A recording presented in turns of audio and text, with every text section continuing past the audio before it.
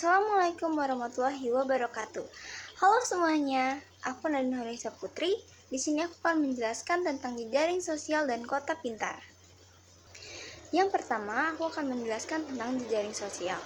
Jejaring sosial adalah layanan berbasis internet yang memfasilitasi pengguna untuk membuat profil pribadi, berinteraksi dengan pengguna lain, berbagi konten, dan membangun komunitas secara daring. Contoh platform jejaring sosial yang populer antara lain ada WhatsApp, Instagram, TikTok, X atau yang dulu dikenal sebagai Twitter, dan Facebook. Selanjutnya aku akan membahas dampak dari jejaring sosial. Yang pertama ada dampak positif jejaring sosial, meningkatkan keterhubungan antar individu dari berbagai daerah dan budaya, memudahkan penyebaran informasi secara cepat, menjadi peluang ekonomi terutama dalam bidang UMKM, pemasaran digital, dan konten kreatif. Mendorong kreativitas dan inovasi melalui berbagai fitur multimedia. Mendukung pembelajaran mandiri dan komunitas berbagi ilmu seperti forum online atau grup diskusi. Lalu yang kedua ada dampak negatif jejaring sosial. Ketergantungan pada media sosial yang berpotensi menurunkan produktivitas, penyebaran informasi palsu atau hoaks yang dapat menimbulkan kepanikan atau konflik sosial, ancaman terhadap privasi termasuk pencurian data pribadi, cyberbullying dan kekerasan verbal secara daring, dan kecemasan sosial dan gangguan psikologis akibat perbandingan sosial atau tekanan untuk tampil sempurna. Lalu selanjutnya ada tantangan penggunaan jejaring sosial. Keamanan data dan privasi. Pengguna sering tidak menyadari resiko kebocoran data dan penyalahgunaan informasi. Literasi digital yang rendah. Kurangnya pemahaman mengenai etika digital dan verifikasi informasi menyebabkan penyebaran hoaks. Regulasi pemerintah. Regulasi seringkali tidak mampu mengikuti cepatnya perubahan teknologi sehingga pengguna rentan terhadap pelanggaran hukum dan penyalahgunaan platform. Dan yang terakhir, etika penggunaan. Pelanggar etika, ujaran kebencian, dan penyebaran konten negatif menjadi masalah yang sering muncul. Selanjutnya aku akan membahas tentang Smart City. Smart City adalah konsep pengelolaan kota yang memanfaatkan teknologi informasi, sensor digital, Internet of Things atau IoT, Big Data, dan kecerdasan buatan atau AI untuk meningkatkan efisiensi layanan publik, mendukung pembangunan berkelanjutan, dan menciptakan lingkungan yang nyaman, aman, serta terintegrasi.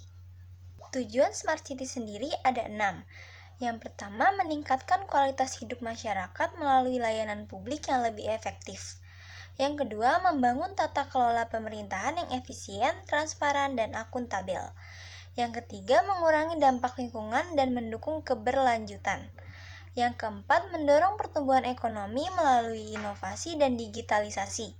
Yang kelima, mempermudah akses informasi dan meningkatkan partisipasi warga. Dan yang terakhir, mengurangi dampak lingkungan dan mendukung keberlanjutan. Lalu selanjutnya ada komponen utama Smart City. Komponen utama Smart City ada 6 pilar utama. Yang pertama, Smart Governance atau pemerintahan cerdas. Yang kedua, Smart Economy atau ekonomi cerdas. Yang ketiga, Smart Mobility atau transportasi cerdas. Yang keempat, Smart Environment atau lingkungan cerdas. Yang kelima, Smart People atau masyarakat yang cerdas. Dan yang terakhir, Smart Living atau kehidupan cerdas.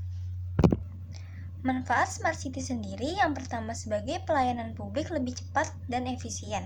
Misalnya pengurusan administrasi secara online. Transportasi lebih lancar melalui pemantauan lalu lintas real time. Lingkungan lebih bersih dan sehat melalui sensor pemantau polusi. Meningkatkan keamanan data seperti CCTV cerdas dan emergency alert system. Peningkatan ekonomi melalui inovasi teknologi dan peluang kerja baru. Partisipasi masyarakat lebih mudah melalui aplikasi pelaporan dan musyawarah daring. Yang selanjutnya aku akan membahas tentang tantangan implementasi Smart City. Yang pertama ada pendanaan dan infrastruktur. Biaya pembangunan perangkat IoT, jaringan internet, dan pusat data sangat tinggi. Yang kedua, kesiapan SDM dan literasi digital.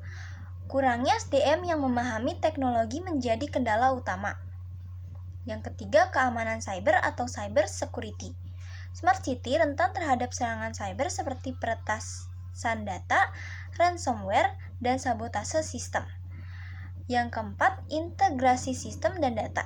Banyak kota menghadapi persoalan karena sistem informasi yang tidak terintegrasi antar instansi.